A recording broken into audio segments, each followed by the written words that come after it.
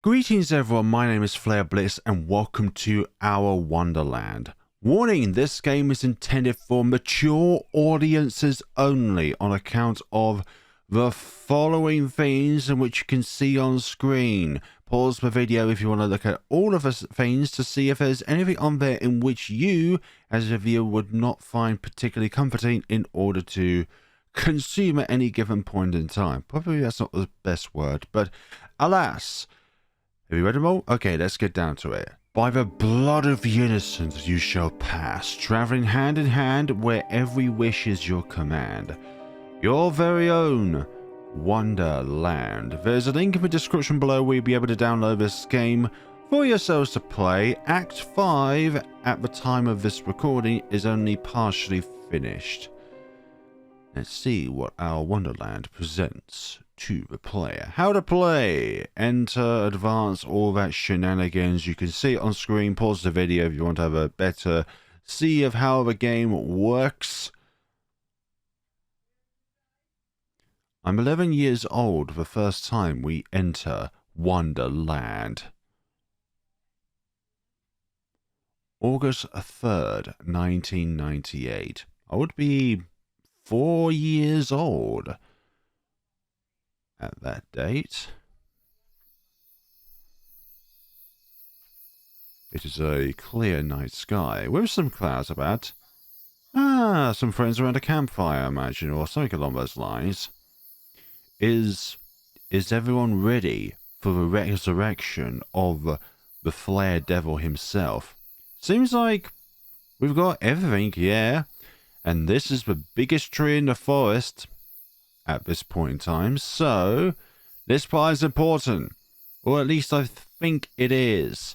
My fingers curl tighter around the worn edges of the book in my lap, and I let my eyes fall to the words on the page. Gigit's closest to me. She's been dubious from the start. I hope I'm pronouncing her name right, Gigits. The instructions aren't that complicated really, which doesn't bode much confidence, but she doesn't move to leave.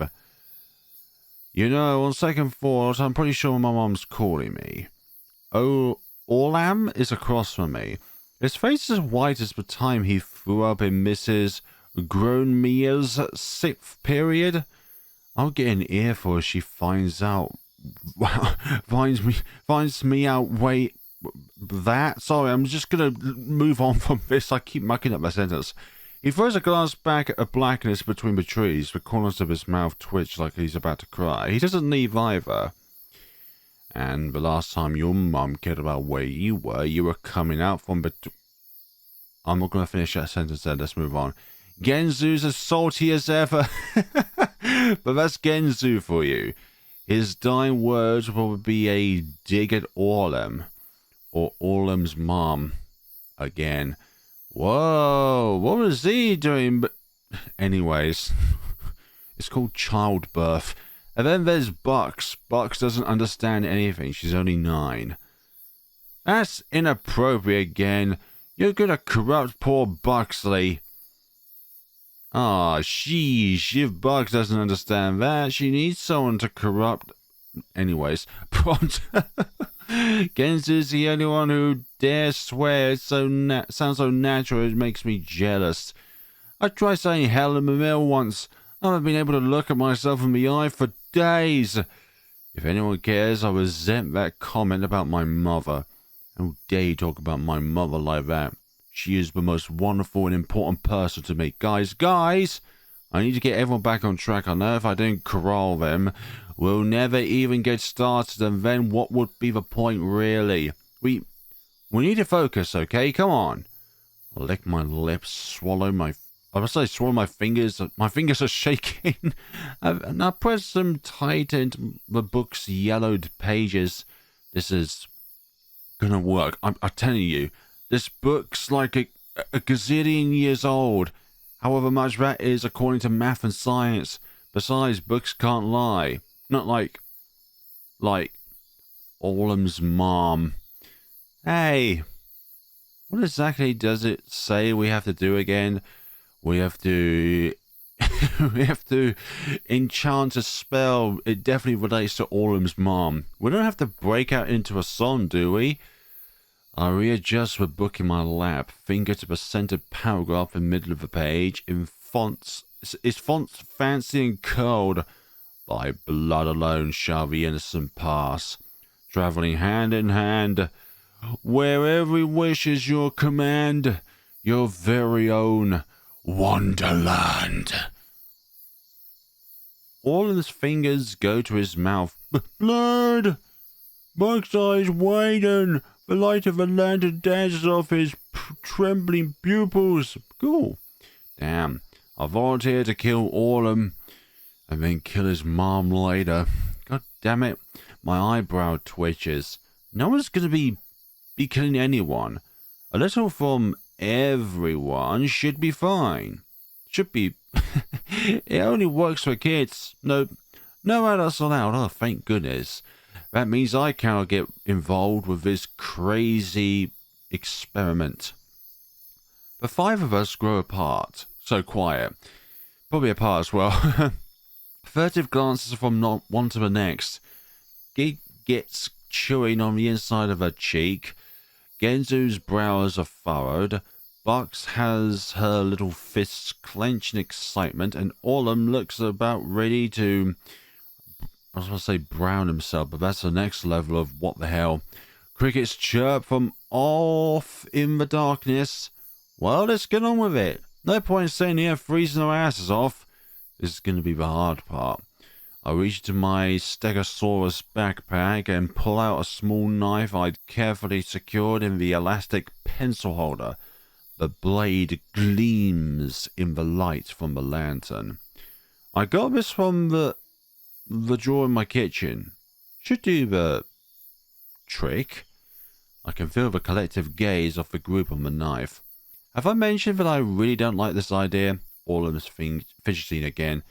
Genzu rolled his eyes. Only about 100 times.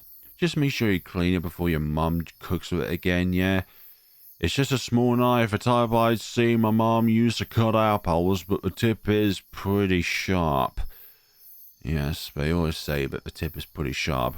I bring the shiny point to the middle of my palm and press. It prickles, and I pause.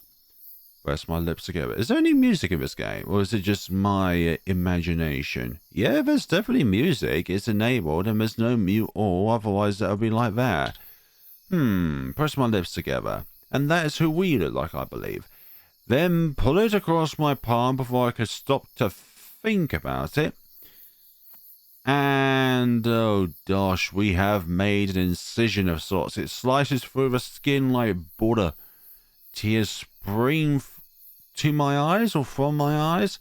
I want to swear to sound cool, but honestly, if there even have been a time to swear, it would be now. But all that comes out is a pained squeak. When I blink my eyes open and search through the watery veil, I see a mote of red forming across my palm. And I faint. Iggy! Gige takes my hand. Her skin is warm against the growing chill creeping out from the soggy fissure. My fingers tremble. Yeesh, Iggs, you animal! I blink and the salt water runs down my cheek. I force a smile. I swear I'm fine. It doesn't hurt. You only need a little. That's what the nurse always tells me too. Then she stabs me with a 6-inch needle of death. Orlem runs a hand through his sweaty hair again and again. We all have to do it. Yep. If this ritual is going to work to bring back the great devil of Satan Flair himself, you're all going to have to do it, okay? A tiny river of blood runs past the bump of my wrist. The pearl-like head at its tip reminds me of a caterpillar. We have to. It's the only way it'll work. I think. You think, you say? You're not 100% certain? It's just a guesstimation. Stop staring at Iggy's hand, Bucks. You're starting to scare me. Bugs is leaning forward on her hands and knees, seemingly enraptured by the red ribbon leaking down my arm, and the colour of the text indicates who's talking at the time. If only if I remember, though. Gigi grabs the knife from me with a huff. You guys are so weird, I'll go next. Trust Gigi to do anything Ig says. Gigi whirls on Genzu, knife tip trembling in her. Oh gosh, you better not be very bad with that knife. Shut up, we all agreed to come out here, didn't we? I'm not afraid of some stupid little cut. You call it little. She brings the blade to her palm, pauses, squeezes her eyes shut, then slices. Look, you're only meant to make a line, okay? You're not meant to take a chunk. It's not as deep as mine, but it's the blood that matters. Tiny pinpricks bubble up within the shallow groove, almost like tiny chicken pox. So, see? She holds her palm up with a waggle of her fingers. Didn't hurt at all. As the eyes start watering. Didn't hurt at all. Genzu just smirks. Are those tears I see, milady? She ignores him. Go, Autumn, it's your turn. I already like Genzu. Autumn blanches? I can see the sweat gathering on his forehead. My turn? You gotta do it at some point. Genzu grabs the knife from Gigit and saddles up next to him. Yeah, I'll help you. You just stay right there. I can do it myself. Autumn scooches backwards so fast he nearly falls over, then snatches the knife from Genzu's hand. Damn. His freckled cheeks puff out in what could either be indignation or dread as he brings the tip of the knife to his palm. It takes forever. Again and again, Autumn tenses up as though trying to push out, and especially... Oh, for goodness sakes. Oh, great. I suppose the brown part I mentioned earlier it was not too far behind. But again and again, he pulls away, tears bubbling up in his eyes. Finally, he pulls the blade across. And, yep, that's it. A mosquito do better than that. There's blood, right? That's all that matters. Autumn pushes his hand in Genzu's face. There's indeed a tiny spot of red. But it seems that my red is the deepest one so far. I cut it before things could veer off track once more. That should be fine. Thanks, Autumn. See? Autumn puffs up proudly. Gigit turns to Bucks, who has been watching the whole ordeal go down in rough silence. It's your turn, Buxley. Do you think you can do it? Bucks bobs her head, and when Autumn gives her the knife, she gorges it straight into her palm. Okay, that's a bit too much blood. Oh no. I suppose that's to handle him, though. Her hand quickly turns red. Buxley! God almighty, she's a monster. Well, it seems like that's a success. The sight makes me queasy. But Bugs, you don't need that much. Bugs just grins. It doesn't hurt, honestly. Are you too young to feel pain? She holds her hand up and we all back away. Genzu grabs a knife from her. Give me that thing before you kill yourself. Yeah, without a second thought, he swipes it across his palm, forging a similar mote to mine. And you... He eyes the growing trench curiously. Oh, is that the trench in which has been imbued in one of our hands? The circle grows silent, each of us looking down at our sliced palms. That's everyone then, my voice trembles. A moth flutters in front of the lantern. Genzu gnaws on his bottom lip. I hate to be the bearer of bad news, but nothing's happening. You gotta wait, okay? Satan Flare is not going to spawn out immediately. He's got to think if you're worthy or not. Is there something else we need to do? Gigit asks, turning towards me. I can hear my heart beat in my ears. Everyone's eyes are on me. I don't. I swallow bad, but the saliva gets stuck in my throat. I glance back at a book. Then it comes to me. I guess maybe we need to... do the most lewd of things ever, to do the unthinkable, would definitely put this game at 21 years and above. Hold hands! Orlan's voice raised a good octave. Oh, octave, so my bad. Is that unhealthy? What if one of us has a disease? We all already have you. We could be worse. God damn it, Genzu. No one's going to get sick, Orlam. It's fine. Raven Gigit sounds unsure. I'll reach my hands out, one towards Bugs and one towards Gigit. There's a moment of uncertainty. Maybe we need to slice both wrists of each other. Then both of them reciprocate. Bugs' hands is slimy and slick between my fingers and I feel my stomach turn. Gigit's on the other hand is warm and soft. Come on, guys. I nod to on the opposite end of the circle. Genzu groans. Orlam cringes. But they lace their fingers together all the same, then reach out to Gigit and Bugs respectively. Yeah, there we go. We knew it. The silence returns, also with a bit of blood in our hands. Another moth flits to and fro in front of the lantern.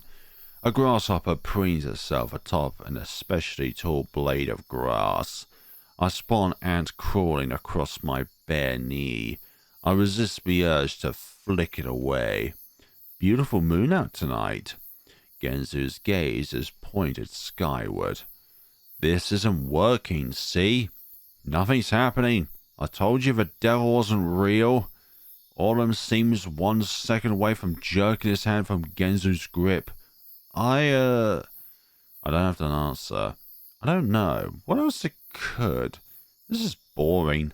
Bug sighs, but blood can't keep her entertained any longer, it seems. Am I allowed to go home now? Even Orlam is starting to seem more disinterested than anxious. I fail them. It's okay, Iggy. It's not your fault. Gigit gives my hand a reassuring squeeze. It wouldn't be cool if it were... Oh, the sound of something heavy cuts her off. It seems something might have worked, and this is an earthquake. Like a large stone sliding across a gravel surface.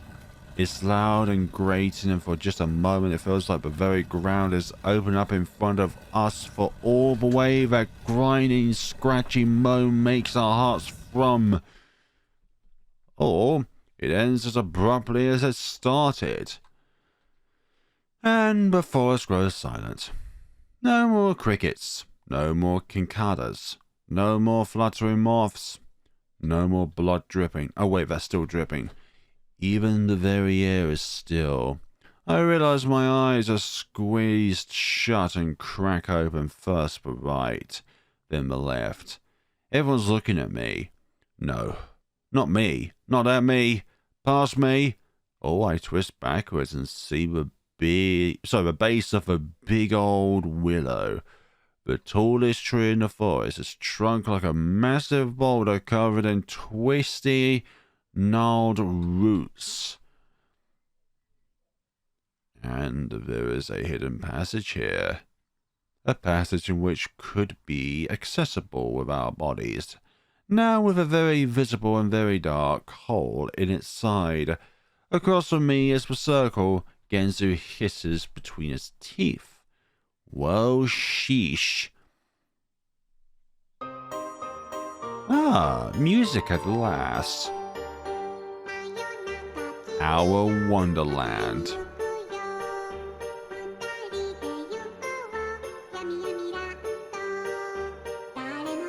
Written and developed by Carrot Patch Games.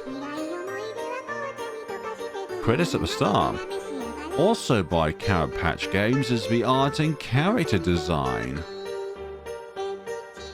And music by the various following of names, in which I'm not going to be able to pronounce or say all of them in time, and sound effects here as well. Got a bunny rabbit and a dancing sunflower as well. And what a bolt! Sound effects continued. And we're steering it, apparently. There's so much expressiveness out of these CGs, is lovely. Beta test is lovely. Made with Rempe. Ah yes, the infamous visual novel hosting engine. The platform to put the engine on. 20 years later. A means to an end. Our Wonderland is actually in Wimpy. Iggy! She has me before I have a chance to react. So I wonder what that big reveal was. That hole in the tree. And why we're now transported 20 years into the future. Or it could be the present, we just seen the past. She goes for the legs. She always goes for the legs. One meaty hand wraps around my right thigh as another goes for my left. Then her shoulder takes my hips. At that point, escape is futile. Bucks raises to her full height and I go with her, draped like a sack of potatoes with my ass in the air. And here we are. If it isn't my favorite pigmentally challenged little nerd. Bucks laughs, resulting convulsions. Practically makes me seasick. And there's a little bit of a crack there as well. I feel like I haven't seen you in years. How the hell are you? Still doing that computer hacking stuff? You gotta show me how to do that sometimes. Huna always gets on my case cause the computer's doing some weird shite or whatever. How the hell am I supposed to fix it, you know? Bucks is a literal ox. Beefy arms and neck. Chest as wide as my aunt's old minivan. So a jock kind of thing. Even a laugh means business. Big and hearty, and that word up from her lungs like a firework of sound. Great, just great. Be even better if you put me down though. I can feel the blood rushing to my head. My nose is bumping against Buck's back somewhere just above the waistline. I was about to say Buck's buck there. Just above the waistline. And my glasses are threatening to slip off my ears. Bucks, I can't breathe. Oh right, yeah. And here he is. Bucks drops me back to the sidewalk. It takes a moment for the world to stop spinning. What does your t-shirt say, by the way? So what? Can I get you a beer or something?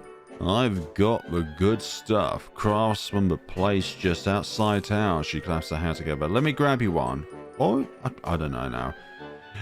I should not assume whom they are according to he, her, they, them, or whatever. She barely waits for me to acknowledge her question before chomping off towards the porch. I grab my messenger bag from off the ground, then follow with a hand up to tame my nest of curls. Bucks' house is nice, but nice as any of us have managed, to be honest. It's a cozy split level with white shuttered windows and a spacious porch wrapping all the way around to the backyard. The type you dream about once you're halfway through college and you realize you have no idea what you're actually doing with your life. I can feel the same minus the college part. I follow Bucks across the porch now, dodging the fake terracotta pots of a few hanging plants along the way. The sound of a TV drifts out from the screen door leading inside. I pause for just a moment to hang my messenger bag up on one of the railing posts, then start for the steps. Heads up! I round the corner just as Bucks tosses me a beer from the cooler. I barely keep from dropping it straight onto the deck. The backyard is neat and trim and decorated for the occasion. A picnic table with multicolored plates and napkins. A few strings of red, white and blue draped across the trees. A trio of white and green striped lawn chairs. Why is the napkins and plates specifically red, white and blue? That can't be due to the fact of the Union flag, or the French flag, or the American flag, or the Russian flag, or any other kind of red, white and blue flags. Hey, or even the Netherlands as well. Bucks even has her grill out, the air above it warping in the heat. I pop the tab of my beer and wander towards Bex, who grabs a can of her own. So, what's new in Iggy World? Anything new and exciting? Foam bubbles down her chin as she takes an impatient sip. Can't say much has changed since last year's barbecue, to be honest. Still have my apartment over in Brookside, still doing mostly freelance. So it definitely sounds like this this game takes place in America of sorts. Brookside is a very American name. Had a contract gig for a few months in the spring of a little advertising shop over in Dukan. Nice way to get me out of the house, but the commuter's hell. I take a slug from my can. It goes down the wrong tube. Yeah, air should not go down the air hole. Never take the intercity bus. I finish with a choked cough. Ha! I'll trust you on that. Bucks raised the can towards mine, and we clink them together in teeny symphony. No special way to keep you company in that lonely little apartment yet? Not one like you anyways, Bucks. I take another chug longer this time. No, not yet. We've really gotta get you out more. Get you out of Landbrookie. I'm telling you, there's nothing left here for a bright, single centerfold like you. Hell, even I would still be here if it weren't for the little monster. Better for raising a kid, you know. School districts and all. Bugs wipes her mouth on the back of her arm and nods her head. At what I don't know. Giga finally made the move. She's over in Dukan permanently now. No more scooting back and forth. Oh, I say leisurely. I helped her out a few months back moving her stuff. Surprised she didn't call you. Sheesh, I never got back to her about that. I guess she wanted someone with a little more brawn. Can't argue with that. Bug slaps me on the back and I nearly spit out the beer in my mouth. Once I recover, I attempt to divert the conversation. What about you? Still delivering packages? Buck straightens up at this. Hey, no more door-to-door for me. Just call me Shift Manager Buckley. Or Buxley. Oh, congrats! Probably means more regular hours then, huh? I remember you used to pull some late nights driving the truck. That it does. Which sure helps with the mini tornado siren in the room next door. Bucks gulps down the rest of her can and crushes it in her palm. She tosses it in an empty trash bag, I'll say can there, lying on the grass and fishes through the cooler for another. I'll say finishes through. I don't know why I said about that. We're gonna ask about Huna. What about Huna? What's he been up to? Oh, you know, Huna Reserva between him and the screaming pile of goo. It was like a breath of fresh air doing something like this. Bucks pops open the top of her next beer and gazes out across the lawn. Things aren't good? Nah, just, you know, what do you expect? Neither one of us are getting much sleep. Sharing a beer on the patio of a crew, though, almost feels like my old self again. I can't imagine. The babies I see at the store are enough for me, no thank you.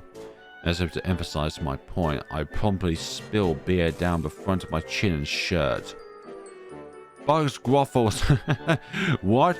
No cotton-topped munchkin in Iggy's future? Nah. I prefer the single life, thank you.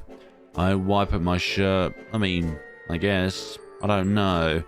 I just haven't found the right person yet. I think that's what's more important, actually. Look at this clown. Just telling you. You never know. Look at me. Whoever expected I procreate, huh? Actually, we kind of all did. At some point.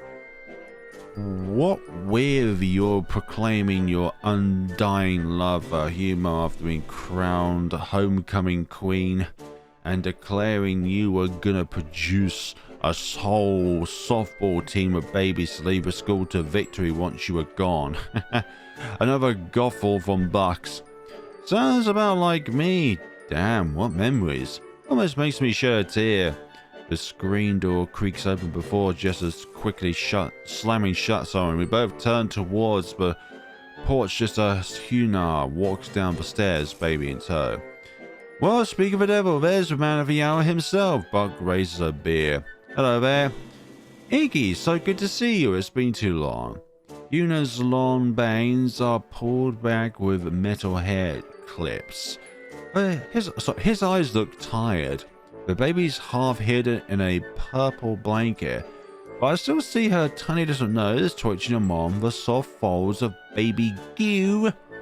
It really has. Sorry for making myself so scarce. Guess I can lose myself in my work sometimes. More like your games, am I right? Hey, it's both. Buck's elbows me in the ribs. I laugh not at all awkwardly. Yuna smiles and shifts the baby in his arms. That's not good for your health, you know. Get out and get some sunshine once in a while. Get some vitamin D. Well, I mean, as much as you can handle. I try harder. I attempt to shift the conversation away from me and my hermit-like tendencies.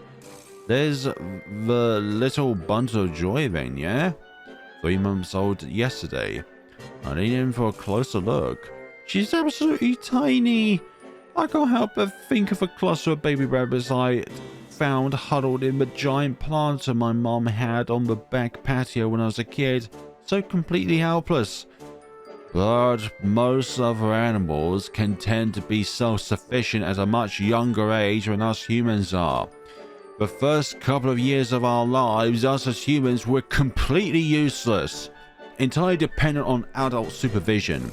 She stares back at me as though she's never seen something stranger in her entire 3 months of life. I don't blame her, to be honest. What's her name, if I may ask?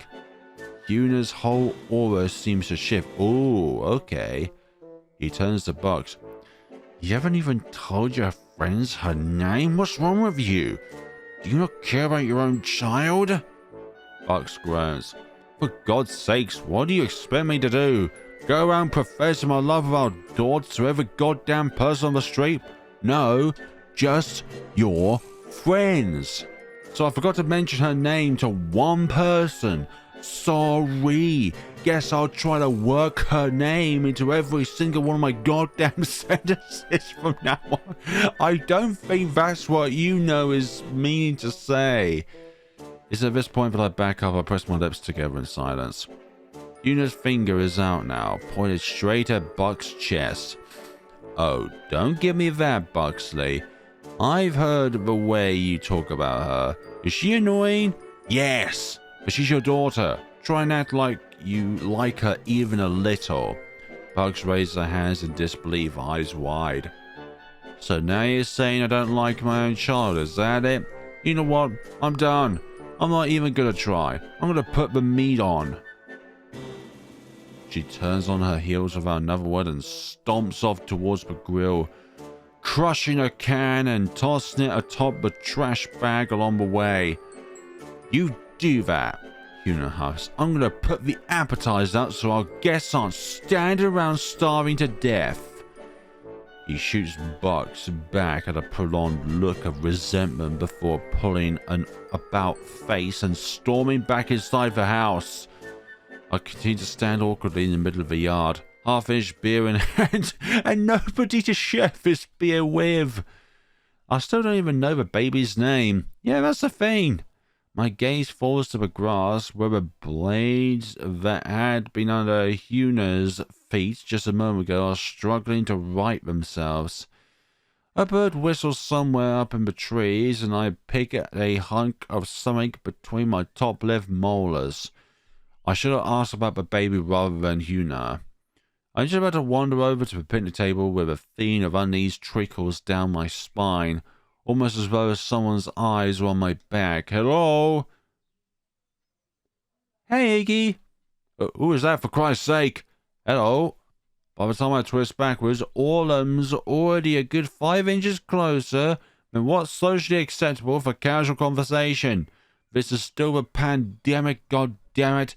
We cannot be 2 meters anywhere near each other. By the way, I'm just kidding. Hello. Hey, Orlum, I didn't hear you sliver up. I take a step backward. Orlum takes a step forward. He looks like he hasn't slept in weeks. Long time no chew with that. How fares the dairy strife? I take an extremely large slug of my beer. Oh, you know, same old, same old. You're still writing code for top secret government espionage projects, Mr. Hack and Slash. Yes, we're gamers, and we're also a part of the next whatever god hell name it is. If by top secret government espionage projects you mean a whole new website for Ruckerman's this and that, then yes, that's exactly what I've been doing. This amuses him and he laughs. Orlum has the weirdest laugh, like every syllable is perfectly inoculated, with an identical gap between each other. Sorry. Have you ever wondered what he considers this and what he considers that? I shift my weight from my left foot to my right, then back to my left. Surprisingly, the thought never really crossed my mind. I've always been more of a that guy myself. Orlum shrugs. Why have this when you can have that, am I right? But you know me, always on the superlative fringe of society. Fringe is right. I glance back towards the house. Buck is still at the grill. You know is nowhere to be seen. I turn back. Somehow Orlum seems even closer. And here, what about you? Still working at... Actually, I seriously have no clue what you're doing nowadays. Alan and Alan. I do data entry at their branch in town. The baby powder guys? I chew my bottom lip. Not just baby powder. We have all kinds of products for the squirmy little skin tags. Buck should be all over that. You give her a discount? No. Well, is she even a part of the company? No, then she does not get a discount. Or do you get... You don't even get close relative or close friend discounts. Orlum stares at me with that same off-kilter smile. Then continues. You want to know the secret ingredient in our powder? What helps it give skin that extra soft sheen? Look, if you're going to come out with what you try and test these products on, then I do not want that to be out in the public. Thank you very much. I've sucked my entire bottom lip up into my mouth by this point. I'm not sure what I want to know. Dead skin cells from real babies. God damn it. I told you I wasn't wanting this. Yeah, I would say don't let Bucks know. Don't let Bucks know, I say it with a smirk. Always a kidder. That was a joke, of course, obviously. But maybe I can get Sadai in the rotation. Okay, don't push it. So, any Mrs. Maxwell ever making tucked away in that man cave of yours? No. Unfortunately, I've not yet met the right person. Afraid not. Fraternizing hasn't exactly been a top priority in my life, I guess. My beer's almost gone. I squint as I look down into the opening. Heh. I knew someone who would be happy to hear that. Who? This brings my head up. What's that supposed to mean? Nothing. I smile again. And everything. He laughs. Now you're just weirding me out. Nothing and everything. Or anything in between. As per my usual strategy, I decided to turn the conversation away from myself. What about you? No misinformed member of the fairer sex climbing your steeple? Oh, I have my flings. Really? You? Orlum runs a hand through the saggy curl of bangs tracing the side of his forehead. There's a girl at work who can't keep her hands off me. Insatiable. This one. A real dime too. Says no man's ever satisfied her the way I... Okay, this is getting a bit too descriptive for my liking. I really didn't need to know that.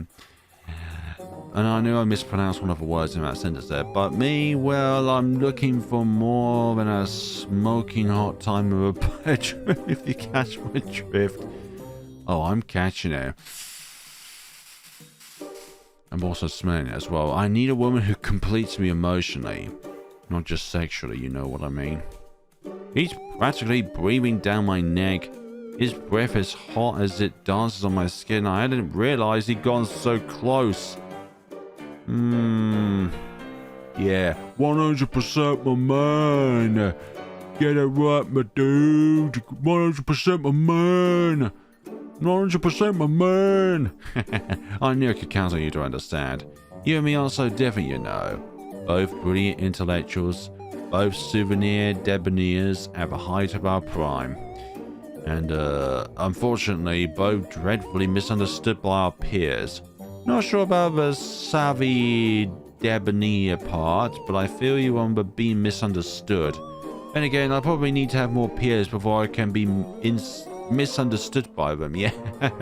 You're funnier than I remember. Yeah, if I'm gonna have to be misunderstood by my peers, I've got to actually have peers first. Must be the increasingly deeper-rooted cynicalism.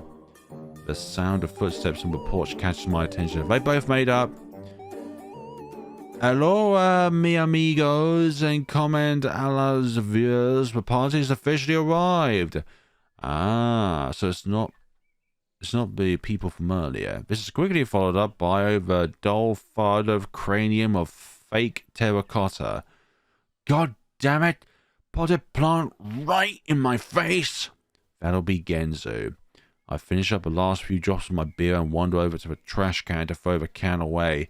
Autumn follows, quite obviously keeping me between himself and the porch. His smile is gone, and he's tugging anxiously at his rat tail.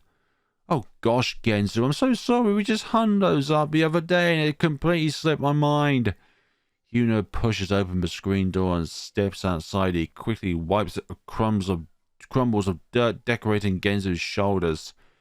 Not to worry, dear sir. I've been told dirt brings up the crap-coloured hue in my eyes. I'm going to say crap rather than another word. He pauses, turning in Yuna's direction. And what's this gurgle of innocent complacency I hear? Am I in the presence of Her Highness, Princess Sadai? I should have worn my tie. I'm pretty sure that's pronounced differently, but I pronounce a word or a name based on how it's spelled out at the best of my abilities. He straightens his collar. Yuna laughs and shifts Sadai to his other arm. Or is Sadai the name of a baby? Aren't you always a treat? Or threat, sorry. Anyway, I've got some things to finish up inside. Iggy and Autumn are already out back. He tugs open the screen door and disappears back inside. Genzu continues the rest of the way across the porch, using his cane to avoid the railings and guide himself down the steps into the yard. Hello there. He immediately spreads his arms. Iggy! And I thought I smelled something coming up the block. Is that a new colleague? Olim? Or do you just naturally smell like a horse's ass? Olim's eyes twitches. Eeks, my man, get over here. It feels like forever. Genzu motions me over. And, I lean forward, and as soon as my shoulders touch his, he pulls me into a side hug that nearly breaks my spine. Again. Genzu is the same teddy bear as always. Short, big boned, as he puts it, and with a mouth that can run faster than he can. Also, as he puts it, I'm even given a familiar whiff of his obtuse orange knit cap as my face is mushed into the top of his head. There's lots of words in this game which I'm unable to pronounce. I've been a little off the grid, I imagine. Off the grid of your rock, am I right? Or am I right? He presses a hand to my chest as he nearly doubles over laughing. Maybe a little both? I say with a chuckle of my own as I pull myself away. You doing okay? How are things at the shop? F to the Ein. Fine, my friend. Just got myself a deal with the impound, actually. They're gonna send me some of the busted bikes no one's ever picked up. I'll see if I can get them fixed and back on the market. His face is beaming beneath his sunglasses. Apologies for hitting the microphone there. More of a passionate project really, but feels good to breathe new life into the little tykes. Or should I say, trikes. Hey! He pauses for a moment, then raises his head. Nose twitching. Is that the pungent odor of freshly grilled carganese I smell? Or carkin... That word I smell? Bugs turns away from the grill for the first time since the argument of Huna. Burgers are coming right up. Hope everyone's hungry. I can always count on you to fill my stomach. Buckleberry thin. Genzo rubs his hands together. Which reminds me, Iggy. Game Rex. You have? I run a hand through my curls. I'm already eyeing the cooler and wondering if I should grab another beer. Actually, this one game's been really sucking up my time. You get to control your own airship and there's these terrifying vortexes you have to go through. And don't get me started on the giant bloody tornadoes.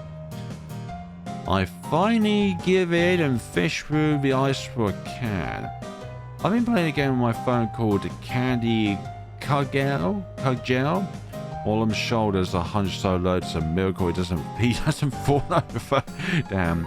Genzo ignores him. I played something along those lines a few weeks back, I'm telling you. There's something about sweeping skies and swashbuckling heroes that just... He brings his fist to his chest and shakes his head. Gets me right here. He glances in my direction at the sound of me plopping the top of my beer. Or popping.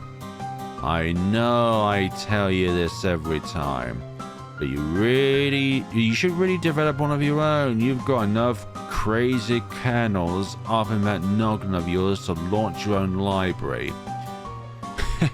Only if you'll be my main character. Yeah, exactly. I raise my eyebrows with a smirk. Only if you'll be my main character. Now there's an idea that guarantees a blockbuster.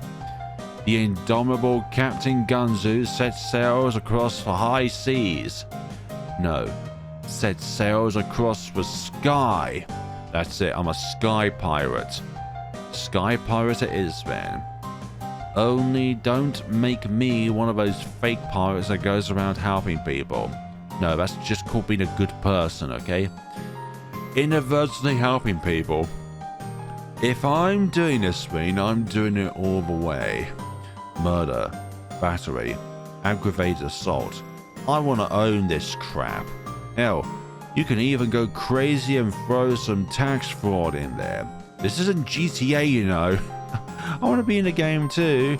Fine, you can be the swab. Why do you want me to develop something so bad? I mean, it doesn't have to be a game. You should just get out and do something. Do something. Then that'll get you out here. That's what Geeg did. Geege? Gidgy? All them snickers at this. We'll see how long that lasts. Last I heard, she could barely make rent. Hey, at least the lady's trying. Which is more than anyone can say about us lazy blockers. Am I right? Or am I right? Genzi prods an air elbow in my general direction with a snort. It's at this point that Bugs finally turns away from the grill, spatula in hand. Burgers are ready, get your hungry faces on. That's what I'm talking about. Genzi claps his hands together. Single file line, please. Don't rush for Grillmeister. I leave my beer on the table and take my place behind Genzo, who's already waiting patiently by the grill. Box is giving the burgers a final flip before turning them one at a time onto an oversized plate. She sets to the buns, cutting them somewhat erratically in half with a serrated knife and scattering crumbs all over grass. Is that the same knife that we used 20 years ago to perform a certain ritual? I tap Genzo's shoulder gently and say, somewhat hushed, "Oh, by the way, thanks." Genzo raises an eyebrow. For what? Except it's much louder than my own statement. I wince, but continue all the same. You're the only one who hasn't asked if I have a girlfriend yet. Well, do ya? I'm really excited to hear about your other half, you know. Genzo just shrugs. Hey, it's your life. You do you. Why should I care? Because you're his friend. Another snicker from Orlum behind us. Yeah, why would Genzo care about girls? Everyone knows he's Genzo whirls around so fast as Kane clocks Orlum across the upper thigh. Orlum yelps. Yeah, you kind of got that deserving for you, really. Whoops, didn't see you there, Orlum. Genzo laughs. Sorry, this thing's really got a mind of its own sometimes. I even might have to say something, but Genzo's already turned back to the grill with his nose turned towards the meat and cheese concoction boxes stacking on top of the plates. And now we feast like kings. Orlum whines and rubs his thighs. I catch a few muttered curse words, but he remains otherwise silent. The air between them feels electric and not in a good way. Fortunately, the sound of hurried footsteps on the patio is enough to divert everyone's attention. I glance back just as Gidget appears from around the side of the house, her face flushed and sweat dotting her forehead. Hello! She brings her hand up to smooth back her hair, looks around, smiles as she sees us. Sorry I'm late, guys. The traffic coming up I-80 was a nightmare. Genzo perks up now. There's a sound for sore eyes. Gigit smiles apologetically and starts over. Our eyes meet, but she looks away. I didn't miss too much, did I? No, not really. Only somebody being catapulted by a walking cane. Buck slaps the top bun down on a veggie fortified burger stack. Only the finest of Tesco's horse meat on these burgers. Only these clowns gossiping like a bunch of schoolgirls. Food's just coming off the grill now, so I'd say you're right on time. Genzo pumps his arms as though playing a train whistle. Then let's get this train chugging. Every second that food's not going straight into my belly is a crime against humanity.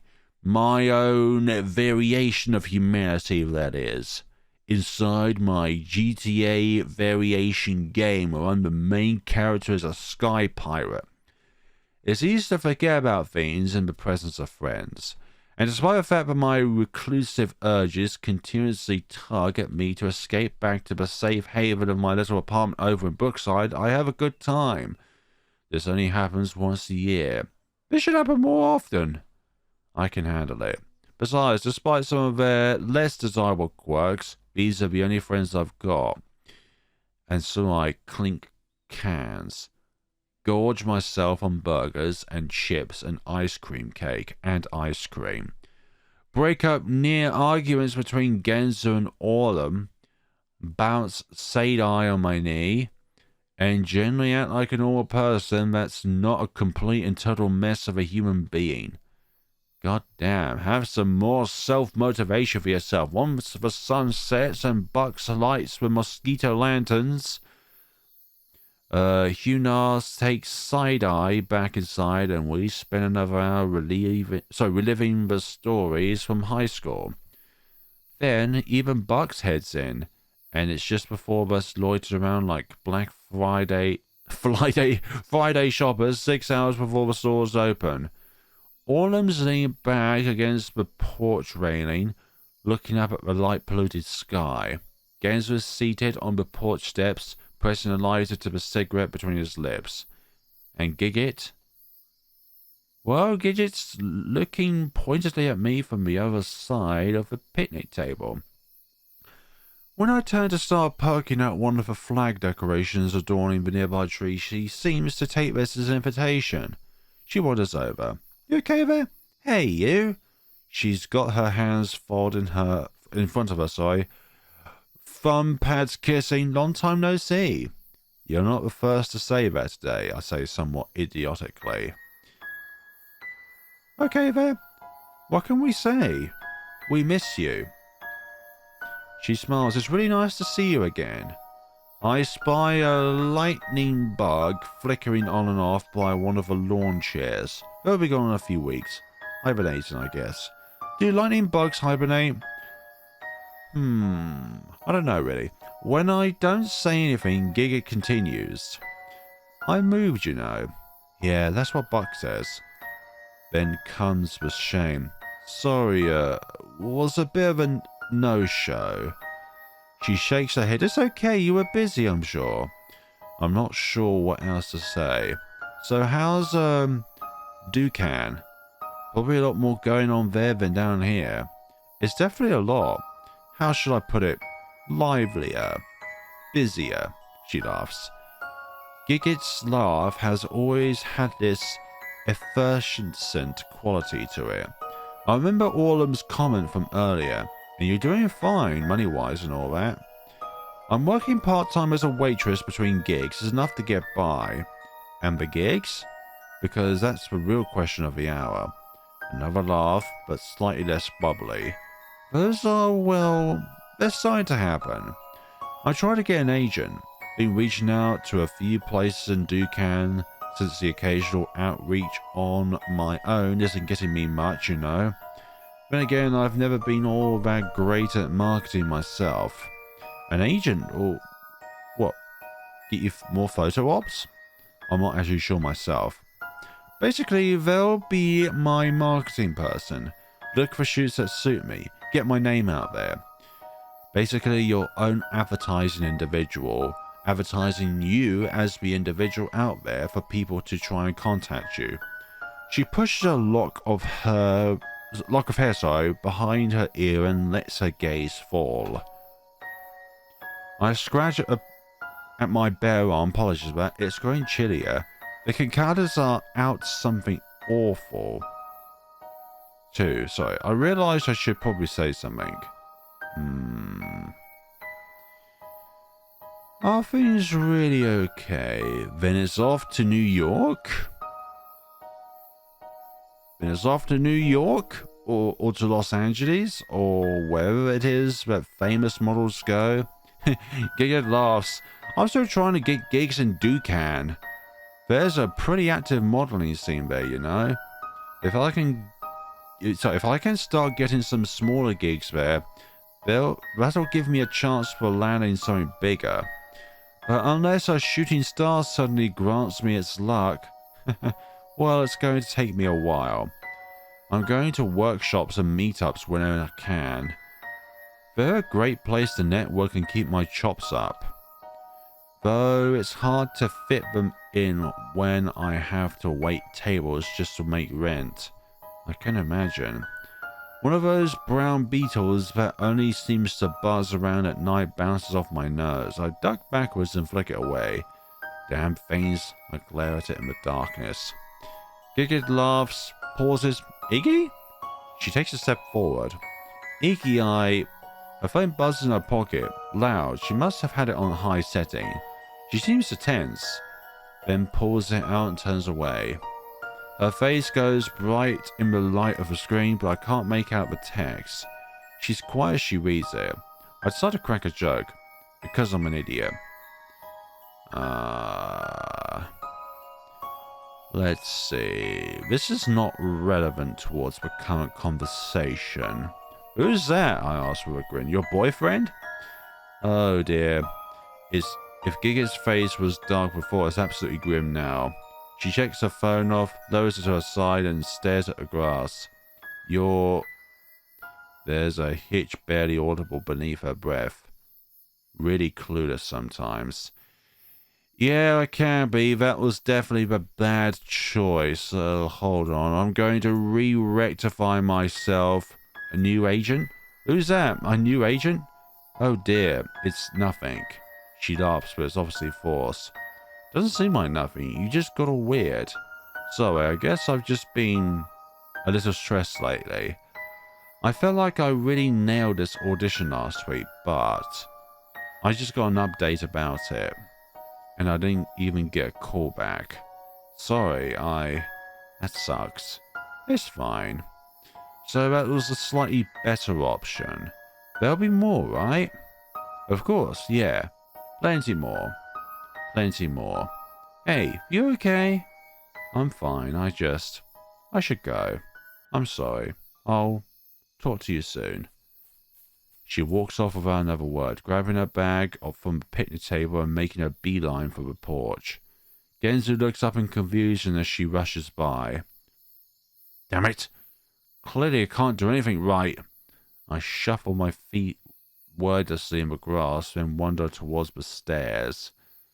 Genzu pushes himself to his feet at the sound of my approach, waggling his cigarette up and down between his teeth. She left in a hurry. What happened? I run a hand through my head. Sorry. Bad news. Poor gal, she's been really trying, you know. But life has a way of punching you in the face. Yep, life is so unfair. Repeatedly, with a crowbar. You think she'll be okay? He purses his lips, taps the ash off his cigarette. She's strong enough to stand on her own 2 feet. If she's anything like me, she'll have a good cry tonight, then feel better in the morning. You? Cry? Hey, I'm a sensitive soul, what can I say? When he exhales, the smell of smoke curls itself up and into my nostrils. For some reason, this sparks my memory. Oh, hey, about earlier. What, when you spilled beer down the front of your pants? Don't worry, we ain't kids anymore. No one thinks you peed yourself. Except maybe Orlum. But he doesn't count. Damn it. No, I mean what Orlum said. That joke he made about the dead baby skin cell. Damn. Yeah, it set off my creepo bar too. But then again, what doesn't these days, am I right? Or I don't know what these words mean sometimes. This rewards me with an elbow in the ribs. Damn. Never mind, it's nothing. Just absolutely hung diggity nothing. Or give all them a break. Or silence. Usually that's kind of a worse one, because it shows you ignoring the individual. Never mind, it's nothing. Hey, no worries. Go home and get some rest. He pokes me somewhere between my clavicle and my right shoulder. You had more human contact in the last few hours than you've had in the last month. You're not wrong about that. He drops the nub of his cigarette into the grass and stomps down in its general vicinity. Don't be such a stranger, though, you know. You can stop by the shop whenever. Yeah. I'll make an effort to get out more. I give his shoulder a pat and start up the porch steps. Orlum's perched on the railing at the top, like some kind of vulture. Lips pulled wide in his usual off-kilter smile. Iggy Maxwell, what did you do? Nothing. That didn't look like nothing. She looked pretty upset. I didn't say anything. It was what was on her phone that got her like that. And unfortunately, it's not good either way. I pressed my lips together. She got a text or something. Guess it wasn't good. And you didn't console her? What a waste. I suppose it leaves up to me to be a knight in shining armor. This doesn't involve you. Go for it.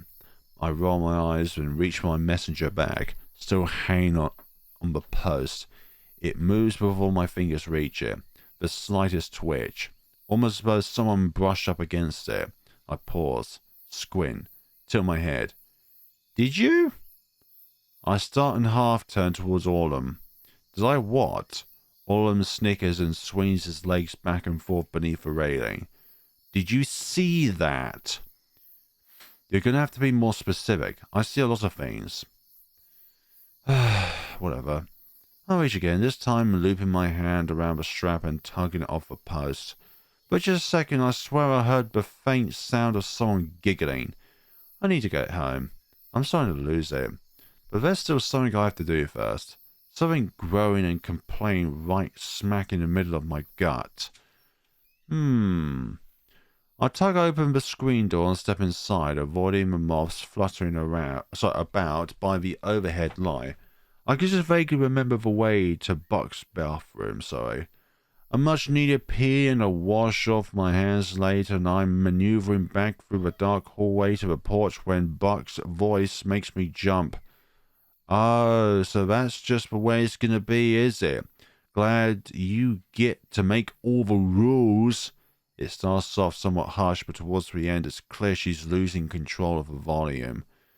Oh, because it was my idea to buy a brand new grill when we're having trouble just making house payments? I'm not sure what kind of fantasy world you're living in, but grow up. They're coming from the other side of the door to the right. A line of light is painting shadows across the floor underfoot. I stop. Chew on the inside of my cheek. It's best not to eavesdrop around this kind of things and just move on. Get home. Instantly feel guilty, but it's not enough to make me move. Huh! Fantasy world? In a fantasy world, I wouldn't be woken up every hour by a sound that makes me want to kill myself. Go and bloody give her something. Give her something? And just what are you implying? Oh, come on. Okay, this is clearly not a great mother, you know. Very unhealthy. You are out of your goddamn mind if you think I'm going to let you feed my infant daughter whiskey. Oh, your infant daughter, is it? And what am I? The goddamn surrogate. Might as well be, for how much you seem to care about her. This was the first time you were even around for dinner all week. And it was only because your friends were here. Who the blank cares? It's not like she's going to remember any of this. I care, Buxley. I'm not raising this baby myself. Of course. Oh, no you don't. You've already had plenty to drink tonight. Clearly not, because I can still understand the words coming out of your mouth. You can do that even when hysterically drunk. Buxley Krills, do not walk out of this room while I'm talking to you. Footsteps getting closer. You should have moved out of there a while ago. My heart leaps up somewhere in the vicinity of my voice box, and I hot foot in the rest of the way to the screen door, barely making it outside before I hear the door inside get shoved open. Oop. It takes a moment for the tension in my shoulders to release, and even then, I can still hear my heart in my ears. Letting out a breath I didn't even realize I've been holding, I glance up and see Orland still on the railing and that smile still on his face. Little old to be scared of the dark, aren't we? He laughs at his own joke. Every syllable is perfectly inoculated, with an identical gap between each other. Damn, again with that. Again with that old fiend. And I think we're coming on to a new day, a new dawn, a new something anyways, but I'm awoken the next morning to the sound of Mrs. Dornish rolling her trash bin down the driveway. There must be something stuck in one of the wheels, because with each rotation the bin lurches upwards and smacks heavily against the pavement. Damn, that's not a good way to be woken up. I've been woken up by pigeons and seagulls. Roll, roll, smack, roll, roll, smack. Something hollow bounces on the concrete and the rolling stops. She picks whatever it is up, tosses it back inside the bin. Roll, roll, smack, roll, roll, smack. I groan and turn towards the wall, but even I know a return to sleep is futile. I give myself another 5 minutes, then push myself out of bed once she starts humming and scraping what sounds like a rack across the sidewalk. Is that another day? That is definitely another day that is prolonged into... I don't know what I was going with that, but this is another day that we've woken up, which means another day for us living. Take that however you will. Right, folks, we're going to leave it off here for a moment. There's definitely a peculiar humor about this game, which is not for everyone, but I really like it. Even when I don't say a lot of the peculiar humored words sometimes. It's like, it's not something that I like to say out loud, but the humor is definitely there, and I'm loving it. Thank you so much for watching, everyone. Let me know what you think about this game so far in the comments section below, along with playing this game for yourselves if you're not trying it out for yourselves just yet. I really should have got on board this game years ago, but I'm finally glad I've come around to it. Thank you so much for watching. See you all in the next time of Our Wonderland. Thank you so much for watching and take care of yourselves.